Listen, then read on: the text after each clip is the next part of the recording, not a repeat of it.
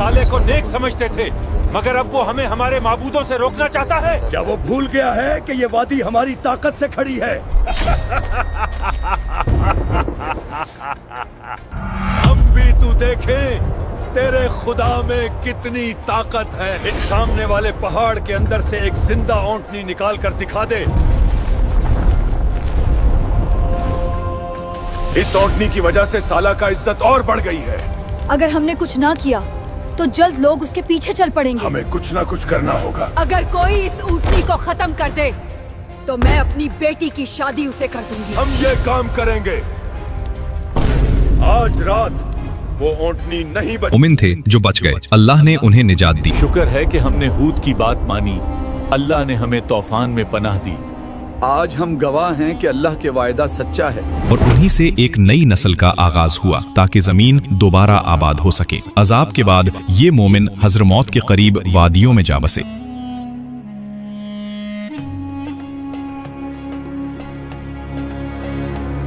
ये लोग यहाँ कुछ अरसा आबाद रहे और अपनी नई जिंदगी का आगाज किया। उनके बच्चे बढ़े, खेतियां करने लगे, मगर वक्त के साथ ये नस्ल शुमाल की तरफ बढ़ने लगी। नए पानी, नई जमीनों और महफूज इलाकों की तलाश में ये लोग काफलों के साथ चलते हुए नज्द और हिजाज के इलाकों में फैल गए। उनका काफिला तिजारती रास्तों पर आगे बढ़ता रहा। ये वही रास्ते थे जो यमन से शाम तक जाते थे। कुछ लोग वादियुल कुरी, आज का अल उला के करीब ठहर गए। यहाँ खजूरों के बागात, पानी के चश्मे और जरखेज जमीनें थी। वक्त के साथ वो नस्ल आगे बढ़ती गई और आखिरकार वो पहुंचे वादियुल हिजर में। यही वादी आगे चलकर मदायने सालेह के नाम से मशहूर हुई। हम यहाँ अपनी जिंदगी का नया सफर शुरू करेंगे। यहीं हम अपने घर बसाएंगे। ये जगह पहाड़ों से घिरी हुई थी, पत्थरों में नरमी थी। यूं गोया कुदरत ने खुद उन्हें यहाँ घर बनाने की दावत दी। यही वो मुकाम था जहाँ कौम समूद ने जन्म लिया। कौम समूद ने अपनी तारीख के एक ऐसे दौर में कदम रखा जब इंसान ने जमीन की साख्त को अपने हाथों से बदलना शुरू किया। ये वो कौम थी जिसे अल्लाह ने ताकत, अक्ल और वसाइल से नवाजा था। उनके शहर बुलंदो बाला पहाड़ों के दरमियान आबाद थे, जहाँ हर चट्टान, हर वादी में इंसानी हुनर का शाहकार तराशा। ये लोग सिर्फ जमीन पर घर नहीं बनाते थे, बल्कि पहाड़ों के दिल में रिहाइश गाहें काट कर बनाते थे। कुरान ने उनकी फन्नी महारत का जिक्र यूं किया, और याद करो जब उसने तुम्हें आद के बाद जानशीन बनाया और तुम्हें जमीन में जगह दी, तुम मैदानों में महल बनाते हो और पहाड़ों को तराश कर घर बनाते हो। बस अल्लाह की नेमतों को याद करो और जमीन में फसाद न फैलाओ। और समूद, जिन्होंने वादी में पत्थरों को काट काट कर घर और महल्लात बनाए, उनकी इमारतें ऊंची, दीवारें हमवार और सुतून ऐसे तराशे गए जैसे वो किसी बादशाह के महल्लात हों। हर दरवाजे पर नक्शो निगार, हर सुतून पर निशाने ताकत और शानो शौकत। दिन के वक्त उनकी वादियां बाजारों की आवाजों से गूंजती और रात को मशलों की रोशनी से जगमगाती। वो पत्थरों को ऐसे तराशते जैसे मोम को नरम किया हो। उनके खेत सरसब्ज और बागात में फलों की खुशबू बसी रहती थी। उनकी जिंदगी आसाइश, दौलत और इक़्तिदार की अलामत बन चुकी थी। यही वो वक्त था जब इंसान अपने ही हाथों की कारीगरी पर गुरूर करने लगा। वो कहने लगे, इन पहाड़ों को हमने कैसे तराश कर आलीशान महल बनाए हैं। हम बहुत ज्यादा ताकतवर हैं।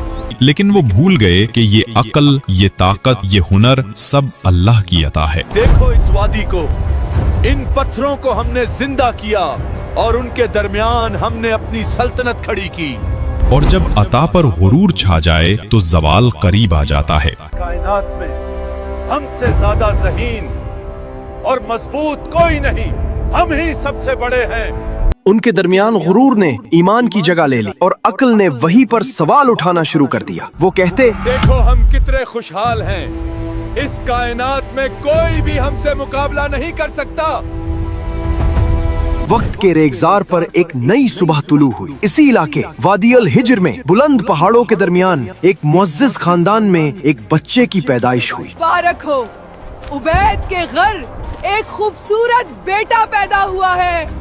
उस बच्चे का नाम सालेह रखा गया। वो उबैद बिन मासेह के घर पैदा हुए, जो कौम समूद के बड़े और नेक दिल शख्स माने जाते थे। उनके दादा मासेह बिन उबैद भी अपनी कौम के मुअज़्ज़िज़ीन में शुमार होते थे। ये खानदान दयानत, इल्म और सच्चाई के लिए जाना जाता था। हजरत सालेह अलैहिस्सलाम बचपन से ही आम बच्चों से मुख्तलिफ थे। उनके चेहरे पर सुकून, बातों में नरमी और दिल में अल्लाह की याद बसा करती थी। कौम के बड़े उनकी ज़हानत और किरदार से मुतासिर थे और कहते थे, देखो उबैद का बेटा सालेह कितना ज़हीन और समझदार है। बचपन ही से बात में दानाई झलकती है। हाँ, मगर इसकी बातों में एक खास रोशनी है, जैसे लफ्जों के पीछे कोई राज छुपा हो। हाँ, इसकी बातों में कुछ ऐसा नूर है जो हमने किसी में नहीं देखा। नूर हो या बात, मगर हमसे बड़ा कौन? हम पहाड़ों को तराश लें तो भी पसीना नहीं आता। वक्त गुजरता गया, सालेह जवान हुए और अपनी कौम के दरमियान अक्लो दानाई का नमूना बन गए। मगर जैसे जैसे उनकी कौम दुनिया की रंगीनियों में खो गई, सालेह के दिल में अल्लाह की तौहीद का नूर और बढ़ता। फिर जब वादी पर खामोशी छा गई तो अल्लाह ताला ने अपने बंदे सालेह को नबूवत अता फरमाई और हमने समूद की तरफ उनके भाई सालेह को भेजा। उसने कहा, ए मेरी कौम, अल्लाह ही की इबादत करो, उसके सिवा तुम्हारा कोई माबूद नहीं। ऐ हमारे मादूद, ये सब ताकत तुमने हमें दी है।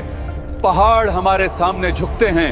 उन पर वही नाजिल हुई कि है वो अपनी कौम को शिर्क और जुल्म से रोके और उन्हें एक अल्लाह की तरफ बुलाया। सालेह ने अपनी कौम को नरमी और मोहब्बत से दावत दी। हम तो सालेह को नेक समझते थे, मगर अब वो हमें हमारे माबूदों से रोकना चाहता है। क्या वो भूल गया है कि ये वादी हमारी ताकत से खड़ी है? वो दिन रात उन्हें समझाते कि ये सब नेमतें, जमीन, पहाड़, पानी, सब अल्लाह की अता हैं। मगर कौम के सरदारों ने इनकार किया और सालेह का मजाक उड़ाया। वो हंसने लगे और कहने लगे, अगर तू वाकई सच्चा है और तेरा खुदा सच्चा है तो हमें कोई निशानी दिखा दे। कुछ ने कहा, इस सामने वाले पहाड़ के अंदर से एक जिंदा ऊंटनी निकाल कर दिखा दे, तभी हम मानेंगे कि तू सच्चा है। हम भी तू देखें तेरे खुदा में कितनी ताकत है। फिर हजरत सालेह अलैहिस्सलाम ने दुआ की, ऐ मेरे रब, तू गवाह है कि मैंने तेरा पैगाम पहुंचाया। अब अपनी निशानी जाहिर फरमा ताकि ये लोग यकीन करें। फिर एक लम्हे में अल्लाह की कुदरत का ज़हूर हुआ। चट्टान फटी और उसके अंदर से एक अजीम ऊंटनी जाहिर हुई।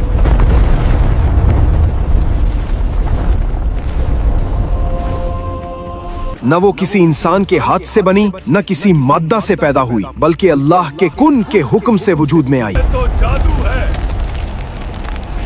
ये उस सालेह का जादू है।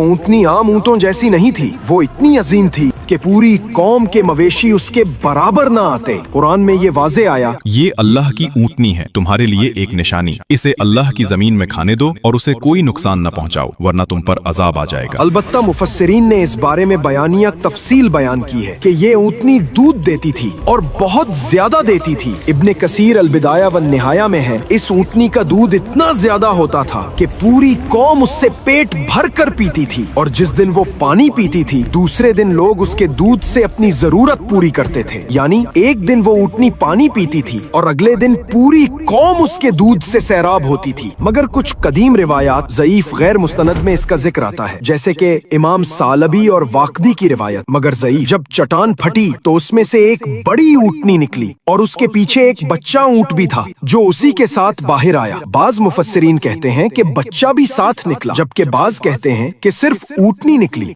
और वही कौम के लिए निशानी थी। इब्ने कसीर फरमाते हैं कि उसके साथ बच्चा भी था। बाज अहले इल्म ने बयान की, मगर उस पर कोई सही रिवायत नहीं। जिस दिन वो पानी पीती थी तो वो कुआं पूरा सिर्फ उसी के लिए होता, और जब वो नहीं पीती थी तब लोग अपने जानवरों को पिलाते। यही वजह थी कि कुरान ने उसे आयतन लहुम, यानी एक वाज़ेह निशानी कहा। कुरान ने फरमाया, ये अल्लाह की ऊंटनी है, तुम्हारे लिए निशानी है, इसे अल्लाह की जमीन में आजाद छोड़ दो, वो जहाँ से चाहे खाए। चंद दिनों के बाद जब कुछ लोग ईमान लाए तो कौम के सरदार खौफजदा और हसद में मुब्तला हो गए। इन सरदारों ने सोचा, इस ऊंटनी की वजह से साला का इज्जत और बढ़ गई है।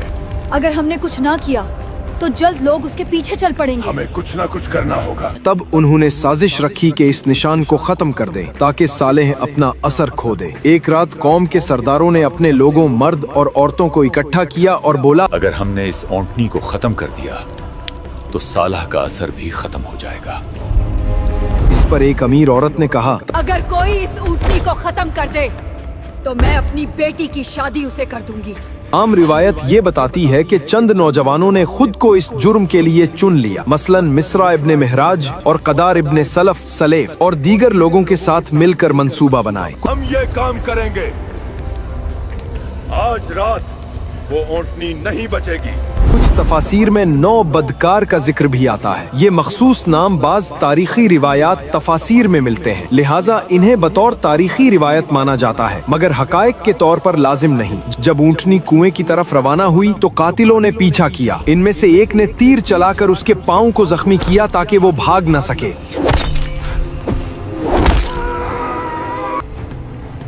फिर बाकी नौजवान हमला आवर हुए, बादशाह उसे मार डाला गया। कातिलों ने कौम में ऐलान किया और लोग खुशी मनाने लगे। हमने वो ऊँटनी को मार डाला है, अब सारा पानी हमारा है। कुछ ने तो ऊँटनी का गोश्त तकसीम किया, मगर ये जुर्म पूरे कबीले के खिलाफ समझा गया, क्योंकि या तो बहुत से लोग साजिश में शरीक थे या उसकी मंजूरी देते रहे। इसी सबब से कुरान ने मजमूई जिम्मेदारी का जिक्र किया। जब खबर पहुंची कि अल्लाह की ऊँटनी को कत्ल कर दिया गया है तो हजरत सालेह अलैहिस्सलाम पर गहरा सदमा तारी हो गया। इनके चेहरे का रंग मुतगय्यर हो गया, आंखों में आंसू आ गए और दिल से एक आह निकली, इन्ना लिल्लाहि व इन्ना इलैहि राजिऊन। उन्होंने कहा, ऐ मेरी कौम, तुमने क्या कर दिया? ये वो निशानी थी जो तुम्हारे रब की रहमत थी, मगर तुमने उसे मिटा दिया। तुम्हें सिर्फ 3 दिन की मोहलत है, इसके बाद तुम पर अजाब उतरेगा और ये बात झूठी नहीं हो सकती। तुमने अल्लाह की निशानी को कत्ल किया है, बस 3 दिन अपने घरों में फायदा उठा लो, उसके बाद तुम पर अजाब नाजिल होगा। और उन्होंने कहा, क्या वाकई 3 दिन के बाद हम पर कोई अजाब आने वाला है? हम पर? हमें तो कुछ भी नजर नहीं आता। हजरत सालेह अलैहिस्सलाम अपनी कौम के घरों के दरमियान चलते हुए पुकारने लगे, मैंने तुम्हें खबरदार किया था, मगर तुमने मेरी नसीहत को मजाक समझा। हजरत सालेह अलैहिस्सलाम ने आसमान की तरफ हाथ उठाए और फरमाया, ऐ मेरे रब, अब फैसला तेरा है, मैंने अपना पैगाम पहुंचा दिया। फिर वो अपने चंद ईमान लाने वालों के साथ वादी छोड़कर चले गए। और फिर अगली सुबह वादी उल हिज्र पर एक गैर मामूली खामोशी छा गई। लोग जब अपने घरों से निकले तो एक दूसरे को देखकर सहम गए। हर चेहरा जर्द हो चुका था, जैसे खून खुश्क हो गया हो, जैसे किसी ने जिंदगी का रंग छीन लिया हो। दूसरे दिन सूरज की रोशनी सुर्ख अंगारों जैसी थी, जमीन गर्म हो रही थी और लोगों के चेहरे अब लाल हो गए, जैसे खून उनके चेहरों पर उबल रहा हो। आसमान पर सुर्खी छा गई, हवाएं बंद हो गईं और हर दिल में एक अनजाना खौफ पैदा होने लगा। मगर कौम के सरदार अब भी हंस रहे थे। उन्होंने कहा, ये साले का जादू है, अगर कोई अजाब आना होता तो अब तक आ चुका होता। तीसरे दिन जब सूरज निकला तो वादी पर सियाह धुआं और बोझिल खामोशी छाई हुई। लोगों के चेहरे अब सियाह हो चुके थे, जैसे मौत उनके करीब आ खड़ी हुई हो। न कोई बात कर रहा था, न कोई हंस रहा था, सिर्फ खामोशी और फजा में एक खौफनाक सन्नाटा छाया हुआ था। फिर फजर से कुछ पहले आसमान का रंग बदलने लगा, पहाड़ कांपने लगे, जमीन के अंदर से गिड़गिड़ाहट उठी, बादलों से बिजली की रोशनी झलकी और अचानक एक ऐसी चीख जिसने फजा को चीर डाला। तफसीर इब्ने कसीर के मुताबिक ये सैहा एक ऐसी आवाज थी जो आसमान से उतरी, जिसके साथ जमीन लरज उठी, दिल फट गए और रूहें जिस्म से निकल गईं। कौम समूद अपने घरों में ऊदे पड़े रह गए, कोई हिलने वाला न था, जैसे पत्थर के मुजस्समे बन गए हों। तो एक चीख ने उन्हें पकड़ लिया, फिर वो अपने घरों में ऊंधे पड़े रह गए। तफसीर कुर्तुबी में बयान है, अल्लाह ने आसमान से एक चीख नाजिल की जिसने उनके कानों के पर्दे और दिलों के सीने फाड़ दिए, हत्ता कि वो एक लम्हे में मर गए। जमीन लर्जी, पहाड़ों ने आवाज दी और वादी उल हिज्र मौत की चीख से गूंज उठी। तारीख तबरी का बयान है कि वो चीख जिब्राइल अलैहिस्सलाम के परों की झलक से निकली, इतनी शदीद कि जिसके साथ हवा ने उनके दिलों को हिला दिया और वो सब जमीन पर गिरे। गोया एक ही आवाज ने पूरी कौम की रूह कब्ज कर ली। कुरान में फरमाया गया, और वो अपने घरों में ऊंधे पड़े रह गए। हजरत सालेह अलैहिस्सलाम अपने चंद मोमिन साथियों के साथ पहाड़ के दामन में खड़े थे। उन्होंने वादी की तरफ देखा और फरमाया, ऐ मेरी कौम, मैंने तुम्हें नसीहत की थी دی مگر تم خیر خواہوں کو پسند نہیں کرتے تھے، پھر وہ وادی سے دور چلے گئے، اور یہ وادی مدائن صالح کے نام سے آج تک اللہ کے غضب کی گواہی دیتی ہے۔